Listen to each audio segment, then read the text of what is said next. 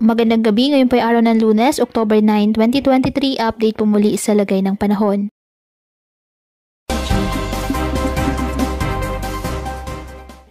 Bagyong Bulavin, lumakas pa at posibleng maging super typhoon sa mga susunod na araw. Samantala, ang trough po ng isang LPA ay nakakaapekto na sa eastern section ng Visayas at Mindanao. Huling namataan ng Pag-asa ang Bagyong Bulavin, 2,515 kilometers east-northeastern ng Mindanao at may lakas na hangin na 110 kilometers per hour at pagbugsong 135 kilometers per hour. Kumikilos northwestward sa bilis po na 20 kilometers per hour. Hindi po ito inaasang papasok ng ating PAR at walang direktang epekto sa ating bansa ang nasabing bagyo dahil kikilos ito papalayo sa ating bansa.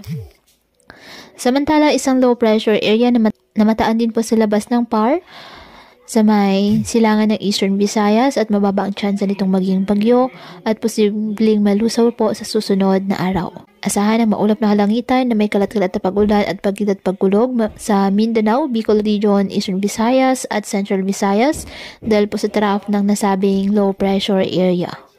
Kaya pinapayuhan ng ating mga kababayan na maging maingat po sa mga posibilidad ng pagbaha at pagguho ng lupa, lalo na po kapag may malalakas na ulan at ugalihin na magdala palagi ng payong o kahit ano panangga sa ulan o kahit naman sa init ng araw kapag lalabas po ng ating mga tahanan.